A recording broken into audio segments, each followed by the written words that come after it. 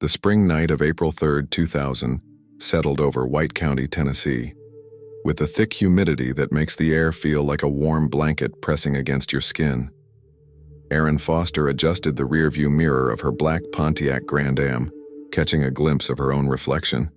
18 years old, blonde hair pulled back in a ponytail, eyes bright with the kind of energy that only comes from being young and feeling invincible on a Friday night.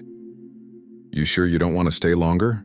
Jeremy Bechtel asked from the passenger seat, his 17-year-old frame still lanky and awkward in that way teenage boys carry themselves before they fully grow into their bodies. He twisted the radio dial, landing on a station playing Third Eye Blind. "Nah, I promised my mom I'd be home by midnight," Erin replied, pulling out of the gravel driveway of the party house. The bass from the music inside still thumped through the walls, and silhouettes of their classmates danced behind curtained windows. Besides, this party's getting boring. Same people, same conversations. Jeremy laughed, a sound that came easily to him. He was the kind of kid everyone liked. Not popular in the quarterback sense, but genuinely friendly in a way that made people comfortable. "Your mom's gonna kill you anyway. It's already 11:45. 15 minutes, I can make it." Erin pressed the accelerator and the Pontiac's engine responded with a low growl as they pulled onto Highway 84. The road stretched ahead of them, a ribbon of asphalt cutting through farmland and patches of forest. Streetlights were sparse out here, leaving long stretches of darkness interrupted only by their headlights and the occasional porch light from distant houses. The night was clear, stars visible in a way they never were in the more populated areas. Jeremy rolled down his window, letting the cool air rush in, carrying with it the smell of fresh-cut grass and the distant sweetness of honeysuckle growing wild along the fence lines. "You talked to your dad about that job at the garage?" Erin asked, keeping her eyes on the road. The question was casual, but she knew it mattered to Jeremy. He'd been trying to convince his father to let him work part-time at the family's auto repair shop in Sparta. "Yeah, he's thinking about it. Says I need to prove I'm serious first." Jeremy pulled his arm back inside, tapping his fingers against the door panel in rhythm with the music. "Whatever that means, I've been helping him since I was 12. "Parents," Erin said with an eye roll that Jeremy couldn't see but definitely heard in her voice. "My mom's the same way. Treats me like I'm still in middle school." They drove in comfortable silence for a moment, the kind that exists between people who've known each other long enough that words aren't always necessary. They'd met in freshman year, bonded over a shared hatred of algebra and a love of punk rock concerts they were still too young to attend without fake IDs. Their friendship was uncomplicated, no romantic tension, no drama, just two kids who genuinely enjoyed each other's company. The road curved ahead, following the natural contours of the land. To their right, barely visible in the darkness, the Calfkiller River ran parallel to the highway, its waters black and mysterious under the night sky. During the day, it was a popular spot for fishing and kayaking, but at night it became something else entirely, a silent presence that most people forgot was even there. "You nervous about graduation?" Jeremy asked, breaking the silence. 2 months and we're out of here." Erin considered the question. "Nervous? No. Excited maybe. Scared, definitely." She glanced at him quickly before returning her attention to the road. "Everything's about to change, you know? College applications, jobs, real-life stuff.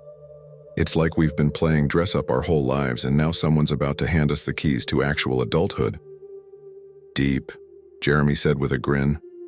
"When do you get so philosophical?" "Shut up," Erin laughed, reaching over to punch his shoulder lightly. "I'm being serious." I know. I get it, though. My brother keeps telling me to enjoy these last few months. Says high school is the easiest life gets." Jeremy's older brother had graduated 3 years earlier and was now working construction in Nashville, paying off a truck and living in a cramped apartment with 2 roommates. That's depressing. Right? Real motivational speaker, that guy. The speedometer needle hovered around 55 miles per hour, maybe nudging 60 on the straightaways. Erin wasn't speeding. She'd gotten a ticket 6 months ago that had cost her 2 weeks of allowance and endless lectures from her mother about responsibility. She'd learned her lesson about pushing limits, at least when it came to driving. Ahead, the road curved gently to the left, a turn that Aaron had navigated hundreds of times. This stretch of Highway 84 was familiar territory, the route between Sparta and the rural areas where many of their friends lived. In daylight, you could see the guardrail that ran along the right side, where the embankment dropped off toward the river. At night, it was just a reflective stripe catching the headlights. "You think Sarah's still mad at me?" Jeremy asked suddenly, referring to a girl from their English class who he'd accidentally stood up the previous week when he'd forgotten about plans they'd made. "Probably. You should call her tomorrow, bring her flowers or something. Girls like that stuff." Aaron adjusted her grip on the steering wheel, her hands at 10 and 2 like her driver's ed instructor had taught her. "Flowers? What am I, 50? Fine. Bring her a bag of Skittles from the gas station. Very romantic." They were both laughing when Aaron noticed the deer. It appeared at the edge of her headlight beam. A doe, frozen in that split-second moment of indecision that deer are famous for. The animal's eyes reflected the light back at them, two bright points of green in the darkness. Aaron's foot moved toward the brake instinctively, her heart rate spiking. The deer stood at the right edge of the road, and for a moment it seemed like it might bolt back into the tree line. Then, with the unpredictable logic of wildlife, it leaped forward, directly into their path. "Watch out!" Jeremy's voice was sharp, his hand instinctively bracing against the dashboard. Aaron jerked the steering wheel hard to the left, her training overriding her instinct. She'd been told never to swerve for animals, that hitting a deer was better than losing control. But in that moment, with the animal suddenly filling her entire field of vision, instinct took over. The Pontiac responded immediately, veering into the opposite lane. The deer completed its crossing, disappearing into the darkness on the other side of the road, completely unaware of the chaos it had caused. But Aaron had overcorrected. She spun the wheel back to the right, trying to straighten out, but the car's momentum was already committed to the turn. The tires squealed, a sound that seemed impossibly loud in the quiet night.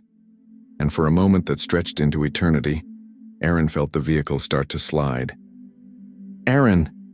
Jeremy's voice was higher now, actual fear coloring his tone.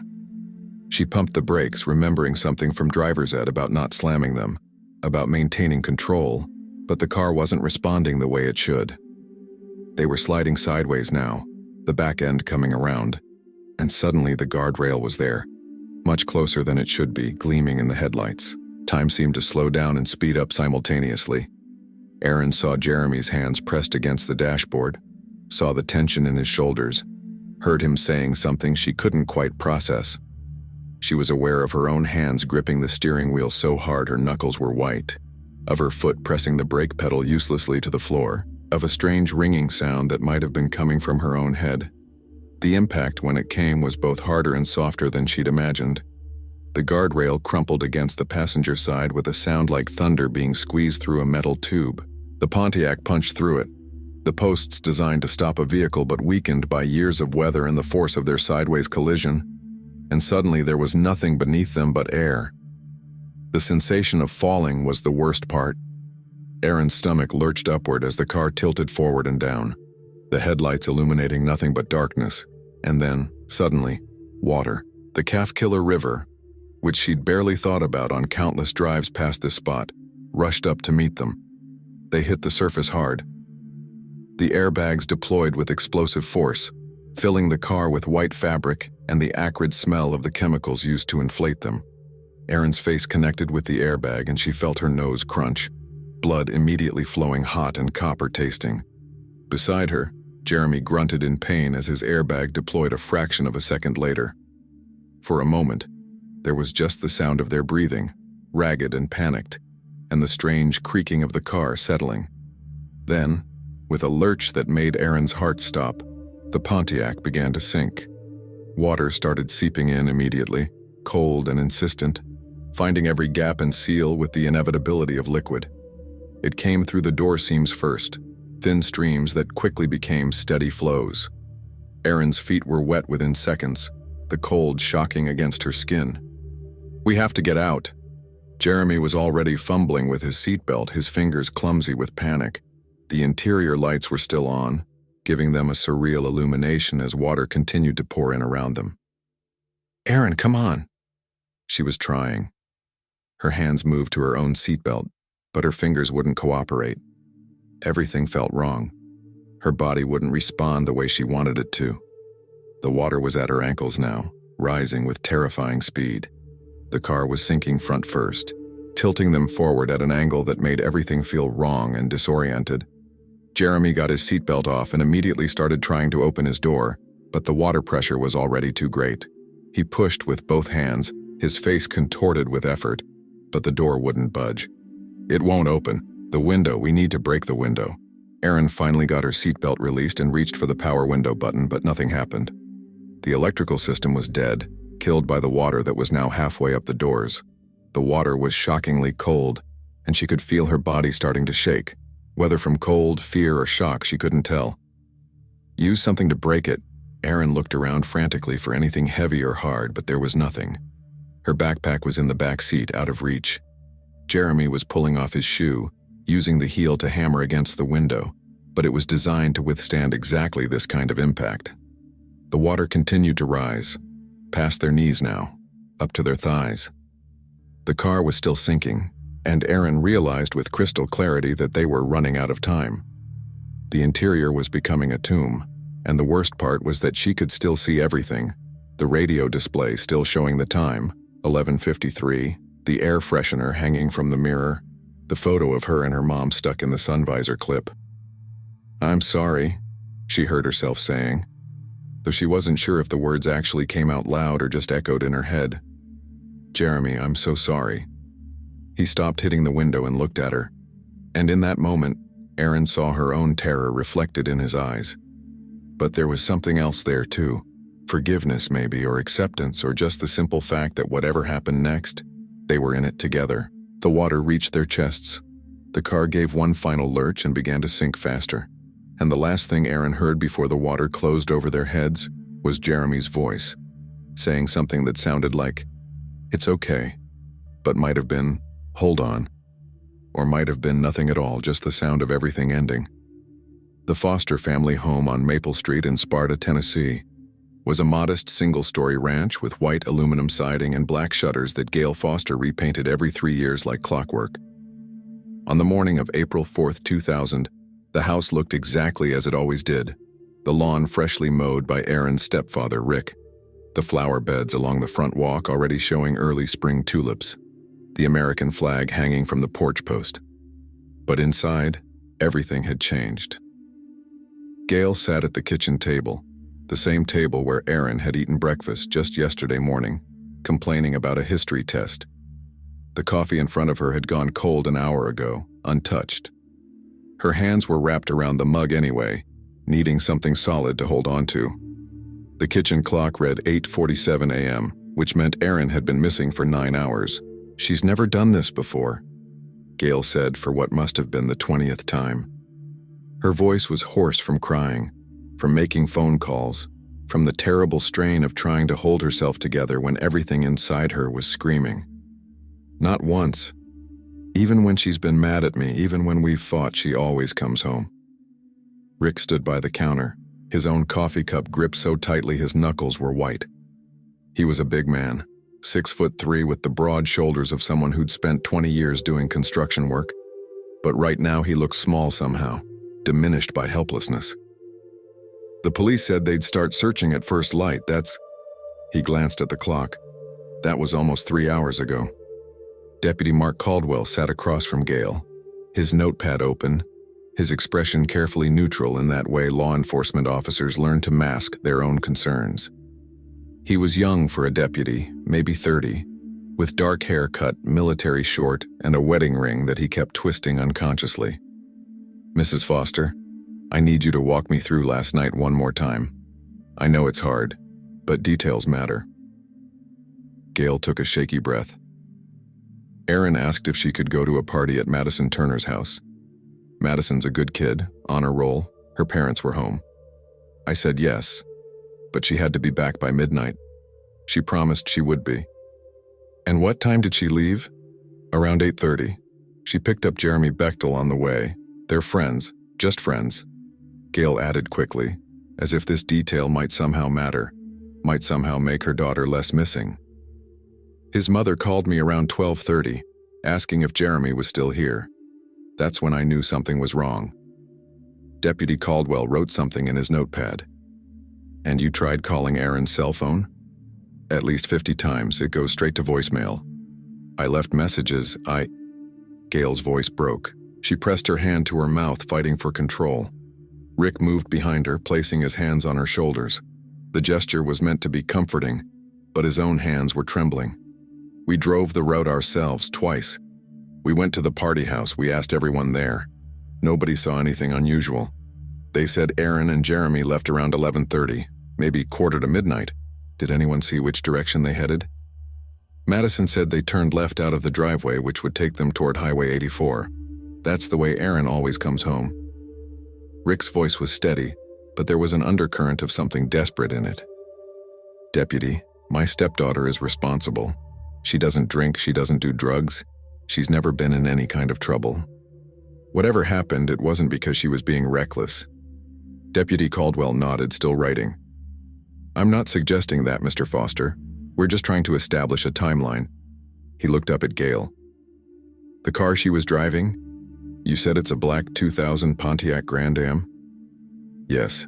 License plate 742 JMK. Gail had the number memorized. She'd given it to so many people in the last few hours. It's in perfect condition. Rick maintains it himself. New tires last month, oil changed every 3,000 miles. There's no reason it would have broken down. Does Erin know what to do if the car did break down? She has a cell phone for emergencies. She knows to call us or to call 911 or to walk to the nearest house. Gail's voice rose slightly.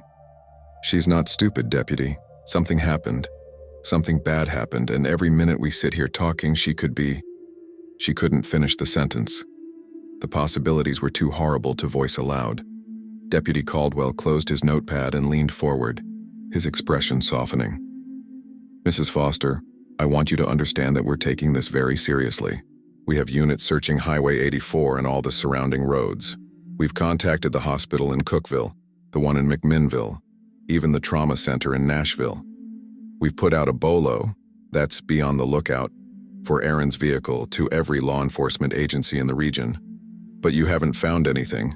It wasn't a question. Not yet, but it's only been a few hours. Most missing persons cases, especially involving teenagers, resolve within 24 to 48 hours.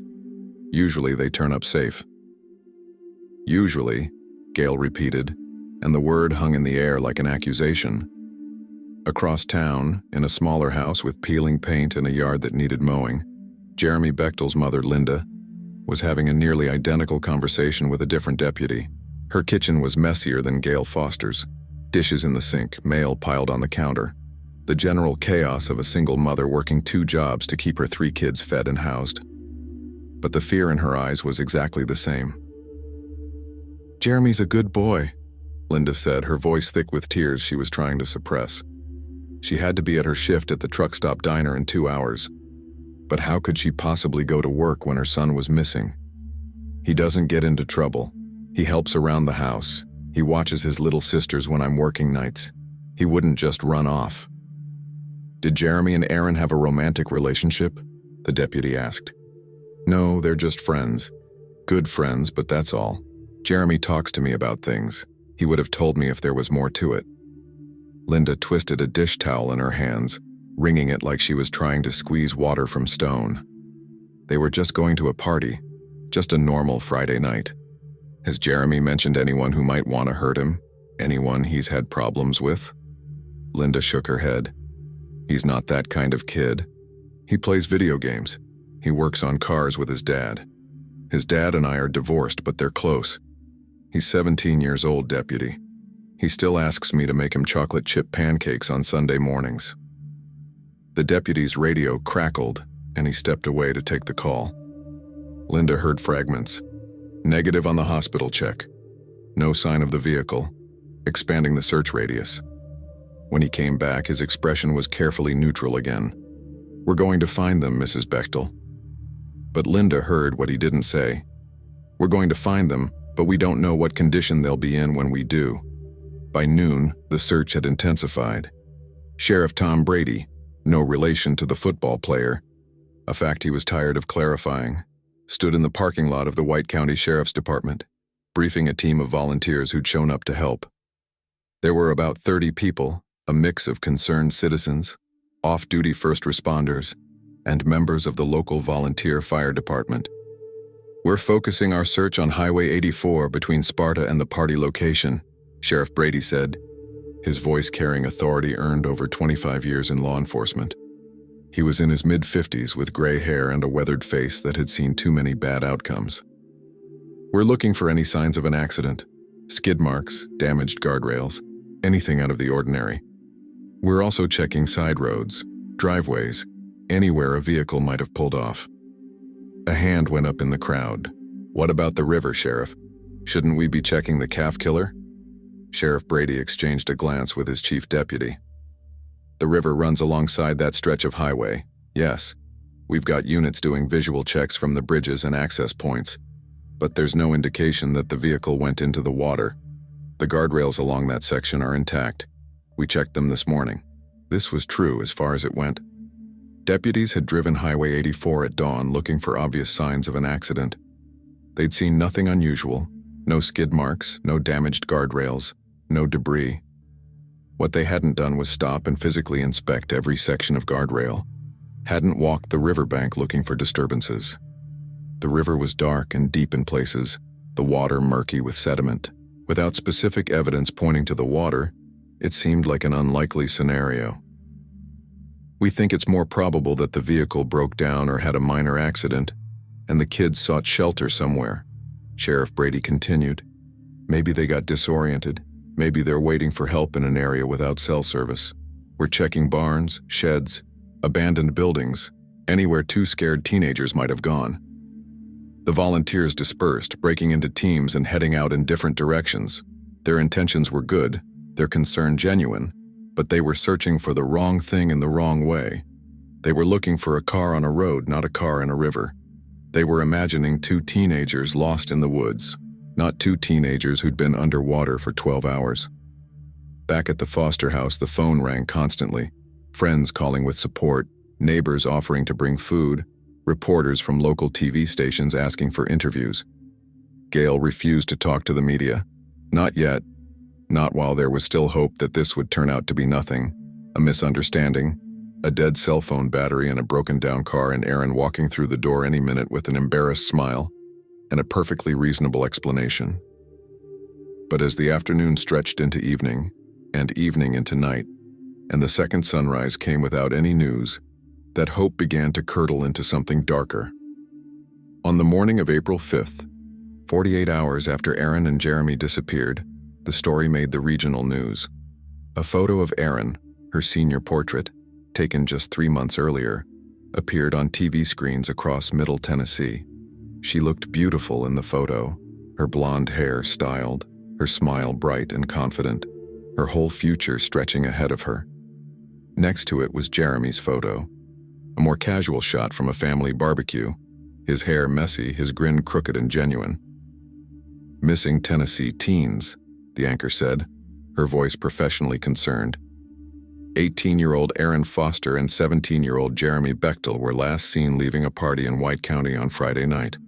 Anyone with information is urged to contact the White County Sheriff's Department. The tip line started ringing immediately, as it always does in cases like this. People reported seeing a black Pontiac at a gas station in Cookeville. It turned out to be a different car. Someone claimed to have seen two teenagers matching their description at a truck stop near Nashville. The surveillance footage showed it wasn't them. A psychic called to say she had a vision of the teens in a wooded area near a blue building. Deputies searched and found nothing. Each false lead consumed resources, time, and emotional energy. Each one raised hope and then crushed it. A week passed, then 2, then a month. The searches continued, but with less intensity. The volunteers stopped showing up daily. The media coverage dwindled to occasional updates that said the same thing. Still missing, no new leads, investigation ongoing. Gail Foster stopped sleeping in her bedroom. She couldn't stand lying there at night, staring at the ceiling, imagining all the terrible things that might have happened to her daughter. Instead, she slept when she slept at all, on the couch in the living room, with the TV on, with Erin's baby blanket clutched in her hands. Linda Bechtel went back to work because she had bills to pay and 2 other children who needed to eat. But she moved through her shifts at the diner like a ghost, refilling coffee cups and taking orders on autopilot. Her mind always elsewhere, always wondering.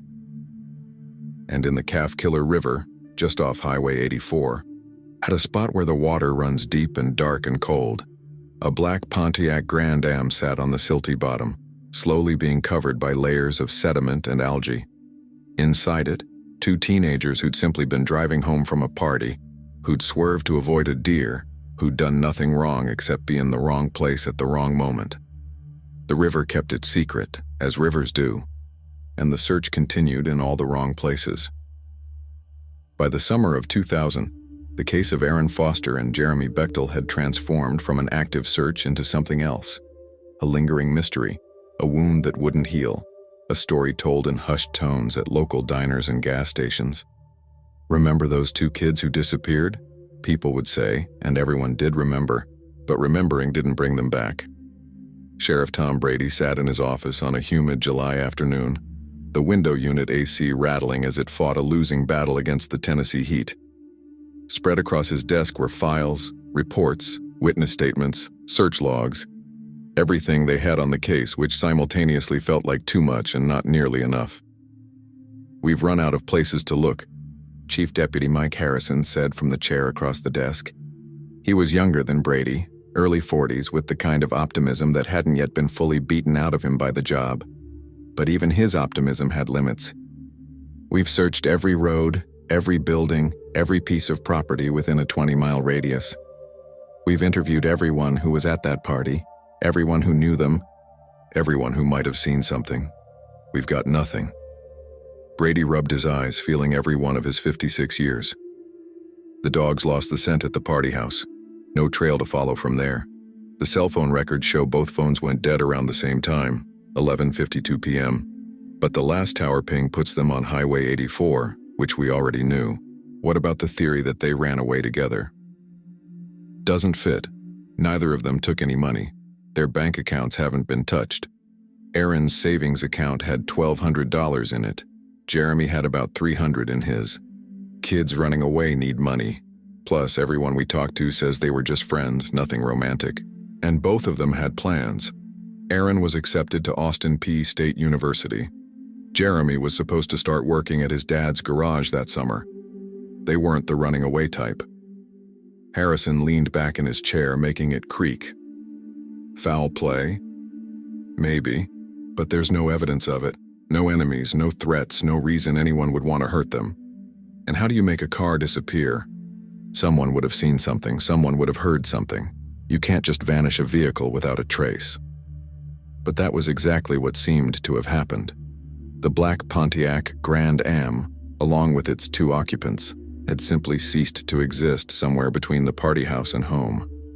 Brady looked at the map pinned to his wall, marked with colored pins showing everywhere they'd searched. Red pins for buildings searched, blue for roads covered, green for areas checked by volunteers. The map was covered in pins, but there were still gaps, properties where owners had refused permission, dense woods that were difficult to navigate, and of course the river. They'd checked the river, Brady reminded himself. They'd driven over every bridge, looked from every access point. But the Calf Killer was long and winding, with stretches that were deep and murky, with currents that could shift things around. The riverbed was covered in silt and sediment, visibility near zero even a few feet down. "We could bring in dive teams," Harrison suggested, not for the first time. "With what budget?" Brady countered. "The county's already spent more on this search than they allocated for the entire year. The commissioners are getting restless. They want results, but they don't want to pay for the resources that might actually get those results."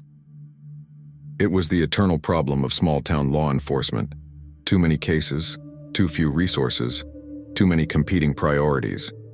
There had been a meth lab bust in the county last week. A domestic violence situation that turned into a standoff.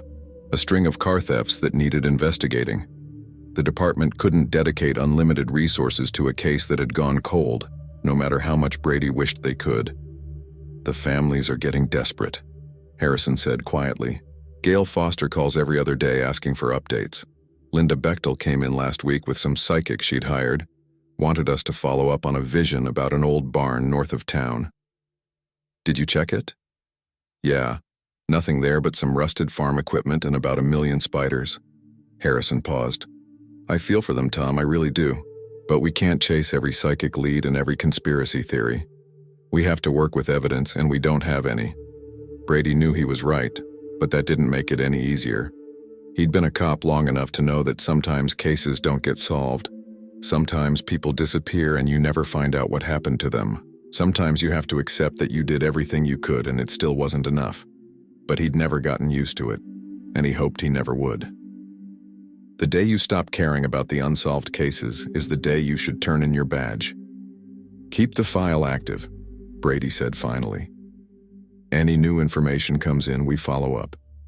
But we can't devote full-time resources to it anymore. We've got other cases that need attention. Harrison nodded, but neither of them felt good about it. The years passed with the kind of steady inevitability that makes you forget things used to be different. Sparta, Tennessee, moved on because that's what towns do. Businesses opened and closed, babies were born, people got married and divorced. Life continued in its messy, complicated way. But for Gail Foster and Linda Bechtel, time didn't move on. It stopped on April 3, 2000 and never started again. Gail kept Erin's room exactly as it had been. The bed made with the purple comforter Erin had picked out, the posters on the walls, Third Eye Blind, Jennifer Love Hewitt, a poster from 10 Things I Hate About You. Textbooks still stacked on the desk, homework assignments that would never be turned in. Every few weeks, Gail would go in there and just sit, running her hands over Erin's things, trying to feel close to her daughter. Rick tried to be supportive, but he didn't know what to say or do. How do you comfort someone whose child has vanished? How do you help them move on when there's no body to bury, no closure, no answers? Their marriage survived, but it was strained in ways that neither of them fully acknowledged. Linda Bechtel threw herself into advocacy work. She connected with other families of missing persons, attended conferences, lobbied for better resources for missing persons investigations. She appeared on local news segments every year on the anniversary of Jeremy's disappearance, holding up his photo, begging for anyone with information to come forward. Somebody knows something, she would say, her voice steady despite the pain in her eyes. Somebody saw something that night. Please, if you know anything at all, no matter how small it seems, come forward. We just want to bring our son home. But the calls never came. The tips dried up. The case file gathered dust. In 2010, on the 10th anniversary of the disappearance, there was renewed media interest. A reporter from Nashville did a long-form piece for the Tennessean, interviewing the families, reviewing the case, speculating about what might have happened. The theories ranged from the plausible to the absurd. Maybe they'd been abducted by someone who'd been at the party, someone with sinister intentions. But there was no evidence of anyone following them, no suspicious characters reported. Maybe they'd staged their own disappearance, started a new life somewhere else. But they'd left without money, without planning, without any indication they wanted to leave. Maybe they'd had an accident in a remote location that hadn't been searched thoroughly. But where? Every road had been covered, every building checked. Maybe they'd been victims of random violence, wrong place, wrong time, killed by someone passing through. But there was no body, no evidence, no witnesses. The article concluded with an interview with Sheriff Brady, now retired but still haunted by the case. In 30 years of law enforcement, this is the one that keeps me up at night, he said. 2 good kids, from good families, just gone without a trace. Somewhere out there, there's an answer. I just wish I'd been smart enough to find it. The article generated some renewed tips, but they all led nowhere. The case remained cold. By 2015, Erin would have been 33 years old. Gail sometimes imagined what her daughter's life might have been. Maybe married, maybe with kids of her own, maybe with a career she loved. She tried not to think about the more likely reality, that Aaron had died that night, that whatever happened had been quick, that her daughter hadn't suffered. Jeremy would have been 32. Linda attended his younger sister's wedding that year and couldn't help but think about how Jeremy should have been there, should have walked his sister down the aisle, should have made an embarrassing toast at the reception. Instead, there was an empty chair with his photo on it, a memorial to a boy who was probably dead but couldn't be laid to rest because there was no body.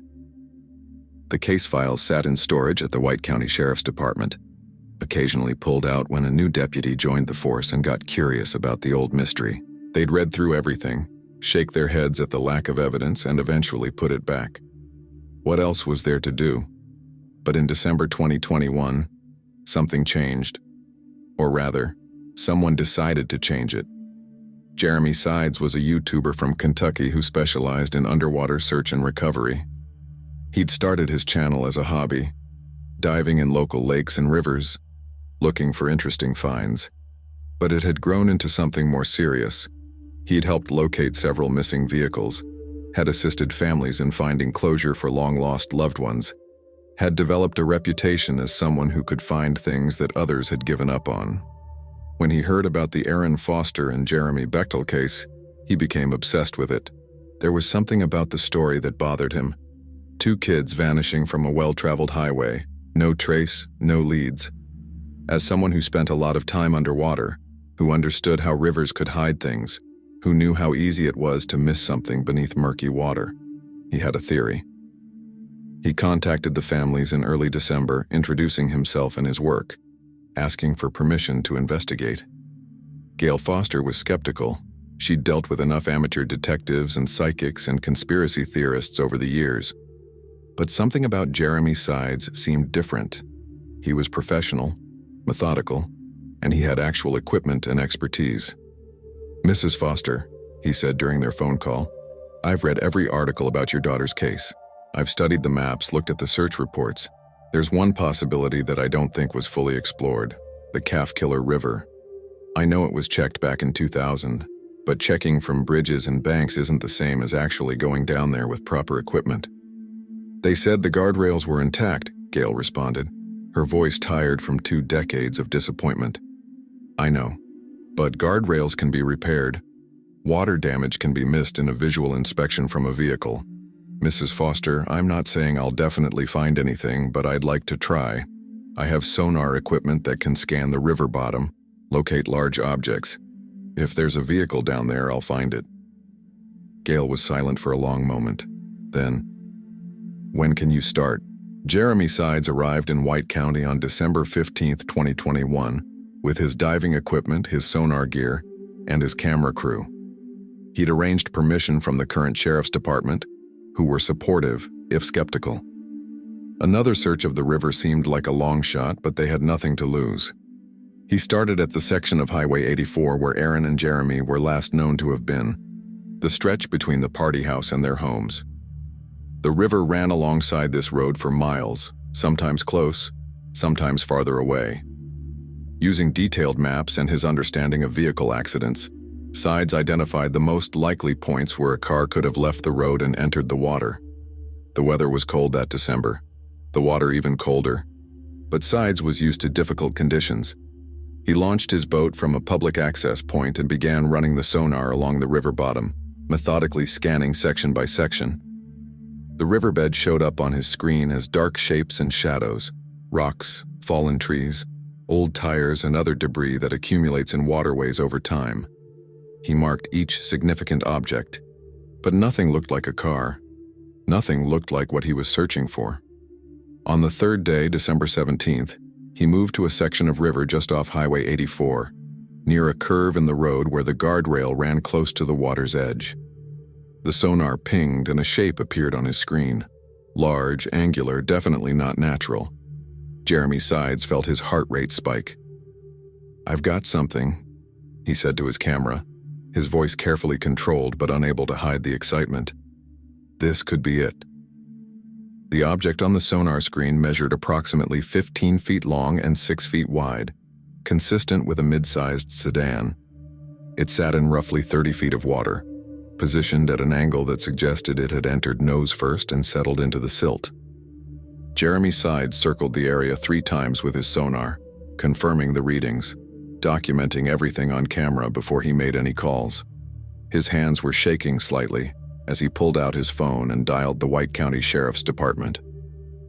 "This is Jeremy Sides. I'm on the Calfkiller River about 2 miles east of Sparta, and I've got a vehicle-sized object on sonar. I need someone to come out here before I dive on it." Within an hour, the riverbank was crowded with law enforcement vehicles. Sheriff Jackie Melton, a woman in her late 40s who'd taken over the position 5 years earlier, stood on the bank with her chief deputy, watching as Sides prepared his diving equipment. She'd read the Foster Bechtel file when she first took office, had felt the same frustration her predecessor had felt at the lack of resolution. "You're sure it's a vehicle?" she asked Sides. "As sure as I can be without eyes on it. The shape and size are right. It's in a location consistent with a vehicle leaving the road at high speed." He pulled on his wetsuit, checking his equipment with practiced efficiency. "The water's cold and visibility is going to be near zero, but I'll get video footage." "If this is them." Sheriff Melton didn't finish the sentence. 21 years. 2 families who'd lived in limbo for 2 decades, never knowing, never able to truly grieve or move forward. If this was the Foster girls' car, it meant they'd been here the whole time, less than 100 yards from the highway, missed by every search. Sides entered the water with his underwater camera and lights. The cold hit him immediately, even through the wetsuit. He descended slowly, following his dive line, his lights cutting through the murky water but illuminating only a few feet ahead. The riverbed was covered in silt that stirred up with the slightest movement, reducing visibility even further. At 28 feet, his light caught something solid.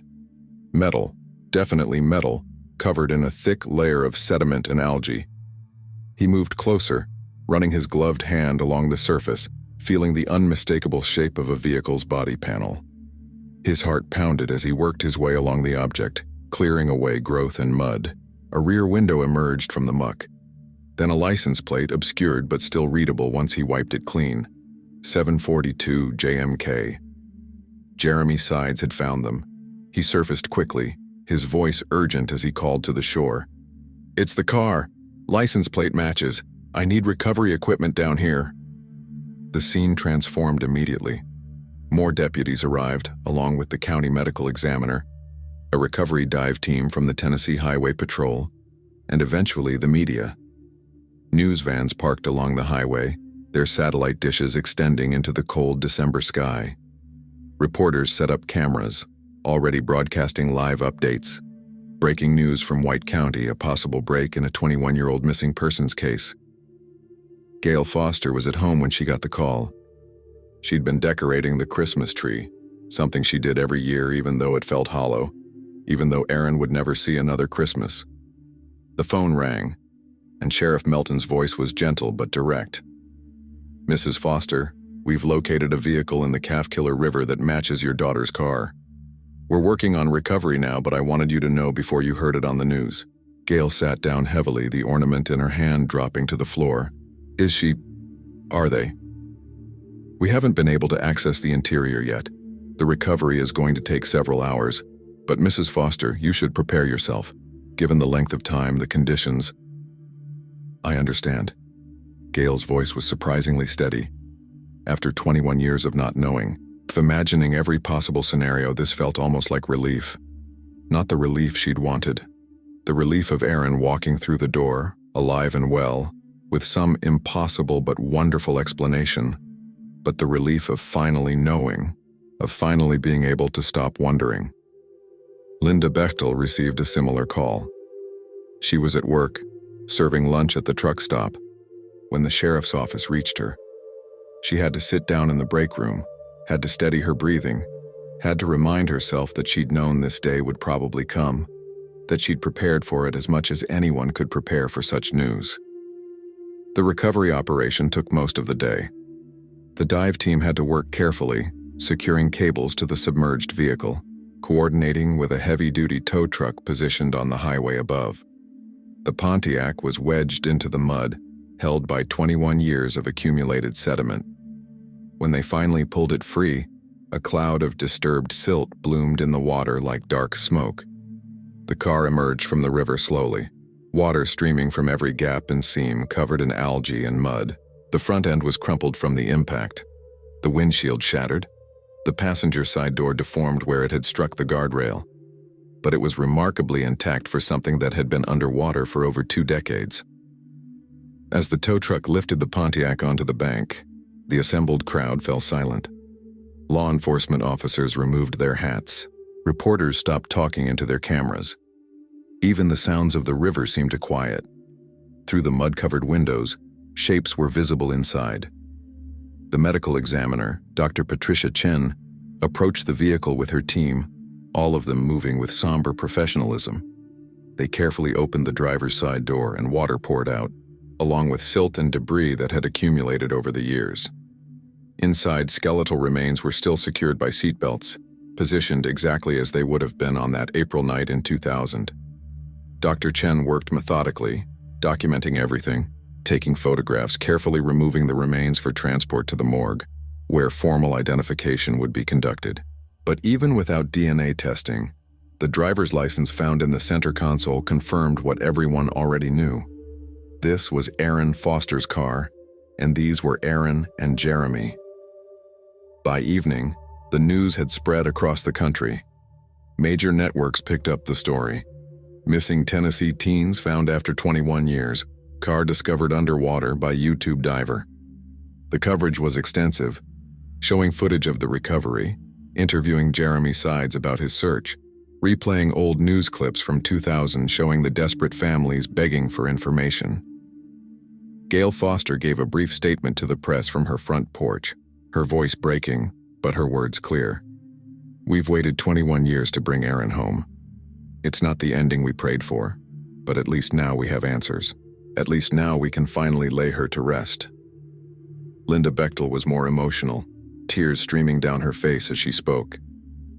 Jeremy was just 17 years old. He had his whole life ahead of him. "I'm grateful we found him, but I'm angry too. Angry that he was there the whole time, that all those searches missed him, that we lost 21 years of grieving properly." The question everyone was asking was the same one. How had the car been missed during the original searches? Sheriff Melton held a press conference the next day, addressing the issue directly. In 2000, deputies drove Highway 84 and visually inspected the guardrails from their vehicles. They saw no obvious signs of damage or disturbance. What we now know is that the vehicle struck the guardrail at an angle that didn't leave visible damage from the road, and the section where it entered the water was in a curve where visibility was limited. The guardrail posts were old and weakened, and when the car hit them, they gave way but then settled back into place, obscuring the evidence. She paused, clearly struggling with the weight of what came next. Additionally, the river at that location is deep and the water is murky. Without specific reason to believe the vehicle had entered the water at that exact spot, and without the sonar technology we have today, it wasn't searched thoroughly.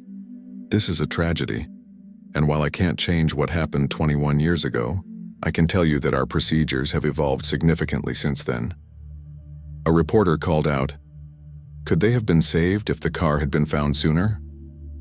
Dr. Chen, standing beside the sheriff, answered that question. "Based on the condition of the vehicle and the remains, and the temperature of the water in April, I can say with medical certainty that Aaron and Jeremy died within minutes of the car entering the water. Even if the vehicle had been located within hours, the outcome would have been the same. The impact and the rapid flooding of the vehicle left them no time to escape. It was cold comfort, but it was something. The knowledge that they hadn't suffered for long, that they hadn't spent days trapped in that car, hoping for rescue that never came." The funerals were held the week before Christmas, 21 years and 8 months after Aaron and Jeremy should have come home from that party. The churches were packed.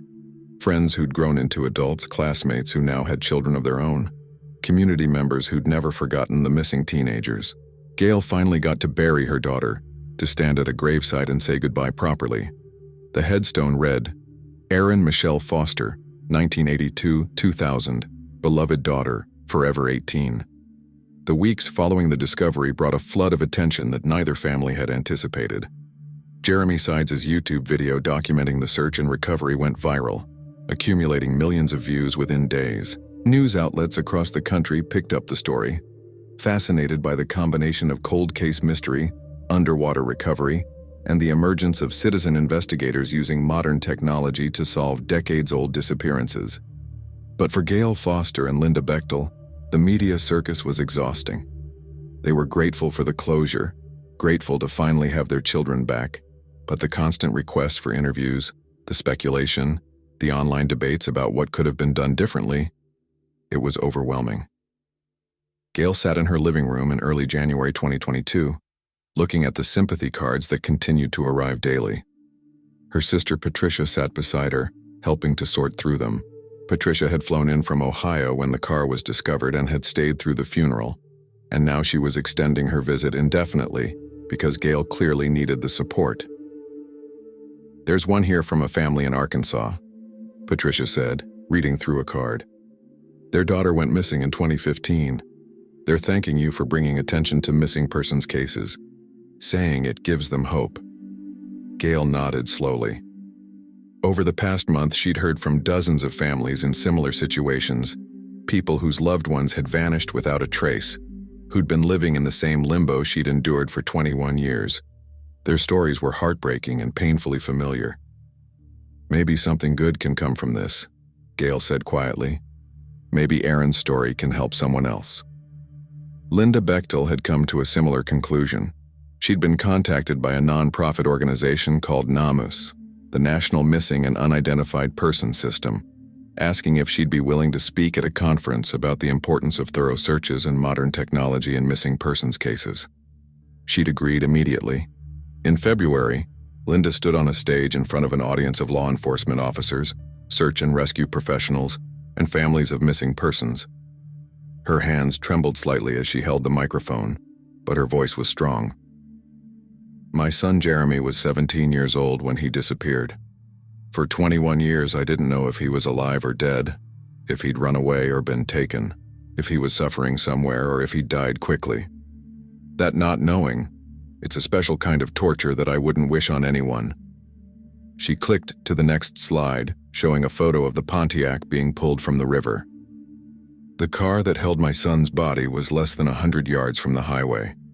It was in a river that runs alongside a road that was searched multiple times. But it took a YouTuber with sonar equipment 21 years later to actually find it. The audience was silent, hanging on her words. "I'm not here to criticize the officers who worked my son's case in 2000. They did what they could with the resources and technology they had at the time. But I am here to say that we can do better. We must do better. There are hundreds, maybe thousands, of missing persons whose vehicles might be in bodies of water near where they disappeared. Rivers, lakes, ponds, retention basins, anywhere a car could end up after leaving the road." She advanced to another slide, this one showing statistics. According to research, approximately 40% of missing persons cases involving vehicles may end with those vehicles in water. But how many searches actually include thorough underwater investigation? How many departments have access to sonar equipment, trained dive teams, or the budget to conduct extensive water searches? A hand went up in the audience, a sheriff from a rural county in Mississippi. "With all due respect, Mrs. Bechtel, many small departments don't have the funding for that kind of specialized equipment. We're lucky if we can keep our patrol cars running." "I understand that," Linda responded. "And that's exactly why I'm advocating for better resource allocation at the state and federal level. But there's also a growing network of volunteer dive teams and search organizations, people like Jeremy Sides, who are willing to help at no cost to the department. The key is knowing they exist and being willing to work with them." The sheriff nodded, considering this. Linda continued, "I also want to talk about the impact on families. When someone goes missing, especially when it's a young person, families need answers. Even if the answer is the worst one possible, it's still better than decades of not knowing. My son has been dead for 21 years, but I could only start grieving properly a few months ago. That's 21 years of being stuck in a horrible limbo, unable to move forward. After the presentation, Linda was approached by multiple attendees, law enforcement officers promising to review their own cold cases, families thanking her for speaking out, volunteers offering to help with future searches. It felt like something meaningful, like Jeremy's death might at least help prevent other families from suffering the same prolonged uncertainty. Meanwhile, Sheriff Jackie Melton was dealing with her own reckoning. The discovery of the Foster Bechtel vehicle had raised uncomfortable questions about the 2000 investigation. Local media had obtained the original search reports through open records requests and were publishing articles questioning why the river hadn't been searched more thoroughly. Sheriff failed to find missing teens for 21 years, one headline blared, accompanied by a photo of the rusted Pontiac being pulled from the water. Melton called a meeting with her command staff to review all of their current missing persons protocols. Chief Deputy Tom Warren, who'd been with the department since the late 1990s and had actually participated in the original Foster Bechtel search, looked uncomfortable as they went through the old reports. "We did what we thought was thorough at the time," Warren said defensively. "We drove every road, checked every building, the guardrails looked intact. There was no reason to think they'd gone in the water." "Except that the river was right there," Melton countered. Though her tone wasn't accusatory, she was simply stating facts. "Tom, I'm not blaming you or anyone else from 2000, but we have to learn from this. We have to do better." She pulled up a map on the conference room screen, showing White County's waterways. "We have the Calfkiller River. We have Cane Creek. We have Center Hill Lake. We have multiple smaller bodies of water throughout the county. How many of our current missing persons cases might involve vehicles in water?" Warren pulled out a file. "We've got 3 unsolved missing persons cases from the last 15 years. 2 are believed to have left the area voluntarily, adults with reasons to disappear. But 1 is concerning. Marcus Thompson, disappeared in 2017, was last seen driving on Highway 111 near the lake. We searched the roads, but we never conducted underwater searches." Melton made a note. "Contact Jeremy Sides, see if he's willing to search that area. And moving forward, I want water searches to be standard protocol in any missing persons case involving a vehicle. We'll work with volunteer dive teams if we don't have the budget for our own equipment." The meeting resulted in a complete overhaul of the department's missing persons protocols, including partnerships with volunteer search organizations, acquisition of basic sonar equipment, and training for deputies on when and how to request specialized underwater search resources. Other departments across the country were watching and learning from White County's experience. The Foster Bechtel case became a teaching example in law enforcement training programs, a cautionary tale about assumptions and overlooked evidence.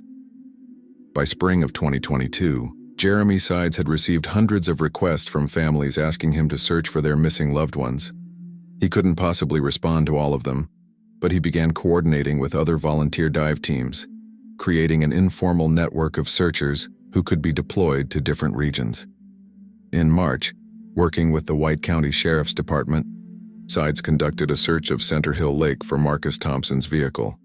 Using the same sonar technology that had found the Pontiac, he located a 2016 Honda Civic in 60 feet of water, about a mile from where Thompson was last seen.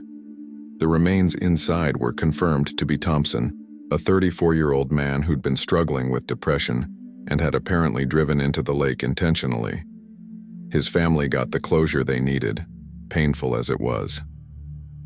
"That's 2 in White County alone," Melton told reporters after Thompson's vehicle was recovered. "How many more are out there? How many families are still waiting for answers that might be found if we just looked in the right places?" The question resonated nationally. Other volunteer dive teams began conducting their own searches in unsolved missing persons cases. In Florida, a team found a vehicle that had been missing since 1998. In Oregon, another search located a car from 2004. Each discovery brought closure to a family, and each one raised the same uncomfortable question about the original investigations. Gail Foster watched these developments from her home in Sparta, feeling a complex mix of emotions. She was glad that other families were finding answers, glad that Aaron's case had sparked meaningful change. But she also felt a deep, persistent anger that it had taken so long, that the technology and methods that found these vehicles had existed for years, but hadn't been properly utilized. One afternoon in April, on what would have been the 22nd anniversary of Erin's disappearance, Gail drove out to Highway 84. She parked near the spot where the Pontiac had entered the water and walked down to the riverbank. Someone, she didn't know who, had placed a small memorial there. Flowers, a teddy bear, a laminated photo of Erin and Jeremy. She stood looking at the water, trying to imagine that night, the curve in the road, the deer jumping out, Erin's split-second decision to swerve, the crash through the guardrail, the terrible moment of falling, the cold, dark water closing over the car. Had they been scared? Had they known what was happening? Had it been quick? Dr. Chen had assured her it was quick, that they would have lost consciousness within moments. Gail chose to believe that. Needed to believe it. "I'm so sorry, baby," she whispered to the river, to her daughter, to the memory of that bright 18-year-old girl who just wanted to go to a party and come home. "I'm so sorry we didn't find you sooner." The river flowed on, indifferent and eternal, keeping whatever other secrets it held beneath its murky surface. Behind her, a car slowed on the highway, someone paying respects to the memorial, someone who remembered the story. Gail didn't turn around. She stood there for a long time, saying goodbye in a way she hadn't been able to do for 21 years, finally letting herself truly grieve. When she finally drove home, she felt different somehow. Not healed. She would never be fully healed from this wound, but perhaps able to begin the long process of moving forward. Erin was at rest now, buried properly, her story known. It wasn't the ending Gail had prayed for all those years, but it was an ending. And sometimes, after decades of questions, even the worst answer is better than none at all. The summer of 2022 brought an unexpected development that reopened wounds the families thought had finally begun to heal. A documentary production company from Los Angeles contacted both Gail Foster and Linda Bechtel, expressing interest in creating a feature-length film about the case. The producer, a woman named Sarah Castellano, had a reputation for sensitive, well-researched true crime documentaries that focused on the human impact rather than sensationalism. "We want to tell Erin and Jeremy's story properly," Sarah explained during a video call with both mothers. "Not just the mystery of the disappearance, but who they were as people, how the search unfolded, and the systemic issues that allowed them to be missed for so long. Most importantly, we want to explore how this tragedy has led to meaningful changes in missing persons investigations." Gail was hesitant. The media attention had finally started to die down, and she was exhausted from reliving the worst moments of her life over and over again. But Linda surprised her by being interested. "If we do this right, it could help other families," Linda said. "It could put pressure on law enforcement agencies to improve their water search protocols. Jeremy's death can't be for nothing. If his story saves even one other family from going through what we went through, then maybe there's some purpose to all this pain." Eventually, Gail agreed, and filming began in August. The documentary crew spent weeks in Sparta, interviewing family members, friends from high school, law enforcement officers, and Jeremy's sides. They obtained footage from the recovery operation, including underwater video of the Pontiac before it was raised from the river. One of the most powerful interviews was with Tom Warren, the retired chief deputy who had participated in the original 2000 search. He was 71 now, gray-haired and weathered, and the guilt he felt was evident in every word. "We drove that road a dozen times," he told the camera, his voice heavy. "We looked at those guardrails. Everything seemed intact from the road, but we should have stopped. We should have gotten out and physically inspected every section. We should have thought about the river more seriously." He paused, his eyes glistening. "I think about those kids every day. I think about their families, waiting all those years.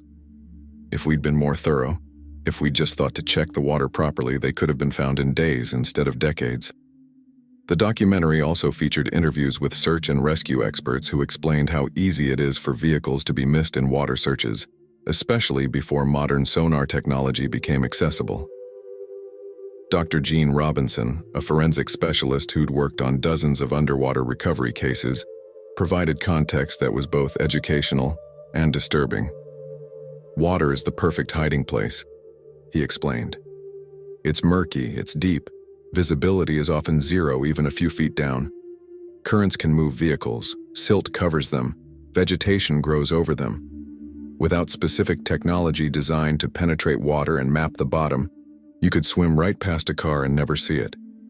In the year 2000, most small-town sheriff's departments didn't have access to that technology or the training to use it. Jeremy Sides was interviewed extensively, walking the crew through his search methodology. They filmed him demonstrating the sonar equipment, explaining how it works, showing how he'd methodically scanned the river until he found the distinctive shape of a vehicle. The technology exists to find these vehicles, Sides said directly to the camera. It's not even that expensive anymore. Decent sonar equipment costs less than a patrol car. The question is whether departments are willing to use it, whether they're willing to check the water in every missing persons case involving a vehicle. Because I guarantee you, there are hundreds of cars sitting in rivers and lakes across this country with missing people inside them. The documentary also explored the broader issue of missing persons investigations in America. According to FBI statistics, there were approximately 90 current active missing persons cases in the United States at any given time. While many of these were resolved quickly, runaways who returned home, adults who had voluntarily disappeared, thousands remained unsolved for years, or even decades. Sarah Castellano interviewed families from across the country who were still searching for loved ones. A mother in Michigan whose son disappeared in 2010. A husband in Texas whose wife vanished in 2005. A sister in Oregon whose brother was last seen in 2015. All of them lived in the same terrible limbo that Gail and Linda had experienced, and all of them wondered if their missing loved ones might be in water somewhere, overlooked by searches that hadn't been thorough enough. In September, the documentary crew attended a meeting of Adventures with Purpose, a volunteer search and recovery organization that had gained national attention for finding multiple missing persons in underwater vehicles. The group's founder, Jared Lisek, explained their mission. We've found over 20 missing people in vehicles that law enforcement had searched for but missed, Lisek said. Not because the police didn't care or didn't try, but because they didn't have the right equipment or didn't think to look in the water, or they looked but didn't look thoroughly enough. Every single one of those families deserved answers years earlier than they got them. The documentary's climax came with a segment about policy changes that had been implemented as a direct result of the Foster-Bechtel case. Tennessee had passed legislation requiring law enforcement agencies to include underwater searches in their standard missing persons protocols when circumstances suggested a vehicle might be involved. Several other states were considering similar legislation. Sheriff Jackie Melton appeared on camera to discuss the changes her department had made. We now have our own sonar equipment. We've trained multiple deputies in its use. And we have partnerships with volunteer dive teams who can be mobilized within hours. When someone goes missing in a vehicle, checking nearby bodies of water is now standard procedure, not an afterthought. The documentary, titled Beneath the Surface, the Aaron Foster and Jeremy Bechtel Story, premiered at the Sundance Film Festival in January 2023. The response was overwhelming. Critics praised its sensitive handling of tragedy, while not shying away from the systemic failures that had contributed to the prolonged mystery.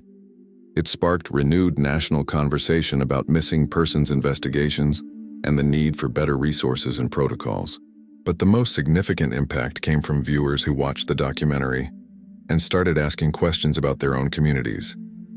How many unsolved missing persons cases were there in their county? Had local bodies of water been searched? Did their sheriff's department have sonar equipment? In dozens of counties across the country, citizens began pressing their elected officials for answers. Volunteer dive teams reported a surge in requests to search for missing vehicles. Cold case files were reopened and re-examined with fresh eyes and new technology. By spring of 2023, several new discoveries had been made. In Alabama, a vehicle from 2008 was found in a lake. In Idaho, a car missing since 2011 was located in a reservoir. In Pennsylvania, 2 vehicles from separate incidents, one from 2003, one from 2009, were found in the same river within weeks of each other. Each discovery brought closure to families who had waited years for answers. Gail Foster watched these developments with mixed feelings. She was grateful that good was coming from Erin's story, but it was also exhausting to be constantly reminded of her daughter's death. The documentary had brought another wave of media attention, more interview requests, more strangers reaching out with condolences and questions. One afternoon in April 2023, on the 23rd anniversary of Erin's disappearance, Gail received an unexpected visitor. It was a woman about Erin's age. She would have been 41 if she'd lived, with a young daughter in tow. "Mrs. Foster, I'm Madison Turner. I don't know if you remember me, but I hosted the party that Erin and Jeremy left from that night." Gail did remember, a blur of teenagers' faces from those desperate first days of searching. Madison's tearful statement that she'd watched Erin drive away. Madison's parents apologizing as if somehow their party had caused this tragedy. "Of course I remember you, Madison. Please, come in." They sat in the living room, Madison's daughter, a bright-eyed 7-year-old named Emily, playing quietly with toys Gail kept on hand for when her own grandchildren from her other daughter visited.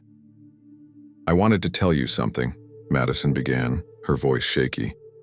"I've carried guilt about that night for 23 years.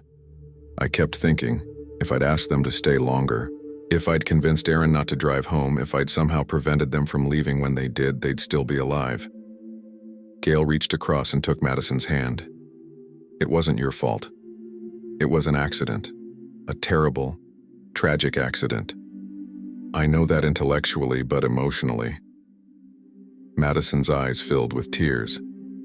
"I watched the documentary. I heard the experts explain how the car went into the river, how quickly it happened, how even if they'd been found immediately, it wouldn't have changed the outcome. And for the first time in 23 years, I felt like maybe I could forgive myself." "Madison, there was nothing to forgive. You were just a kid hosting a party. Erin made her own choice to drive home. That deer jumped into the road. None of that was anyone's fault except maybe God's, and I've had plenty of arguments with him over the years." They talked for over an hour, two women bonded by a tragedy neither had caused but both had been shaped by. When Madison left, Gail felt something shift inside her, another small step toward genuine healing. That evening, Gail attended a memorial service at Riverside Cemetery where Erin was buried. The local community had organized an annual remembrance event, and dozens of people showed up. Friends, family, people who'd participated in searches, people who'd been moved by the story and wanted to pay respects. Linda Bechtel was there too, standing beside Jeremy's grave a few plots away. The two mothers embraced, united forever by the shared loss of their children. "It's been 3 years," Linda said quietly. 3 years since we finally got them back. Some days it feels like yesterday. Other days it feels like a lifetime ago." "I know what you mean," Gail replied. "But I'm grateful we found them. I'm grateful we got to bury them properly. And I'm grateful that their story is helping other families." As the sun set over the cemetery, casting long shadows across the headstones, Gail thought about how much had changed since that April night in 2000. Erin and Jeremy had been gone for 23 years, but their impact continued. Because of them, search protocols had improved. Because of them, volunteer dive teams were being mobilized to help desperate families. Because of them, other missing people were being found and returned to their loved ones. It would never be enough. Nothing could bring Erin back. Nothing could give Gail those 23 missed years with her daughter. But it was something, a legacy of positive change born from tragedy.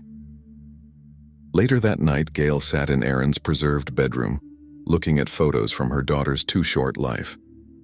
Baby pictures, school photos, the prom picture from junior year. Erin's whole life contained in a handful of images and memories. "I hope you're proud, baby," Gail whispered to the empty room. "I hope you know that your story mattered, that it's still mattering. You and Jeremy, you're helping people even now." The room was silent, of course, because the dead don't answer. But Gail liked to think that somehow, somewhere, Erin knew. That she understood how much she'd been loved, how desperately she'd been searched for, and how even in death, her story was making a difference. 23 years was too long to wait for answers, but at least there were finally answers. And in the strange arithmetic of grief, that had to count for something.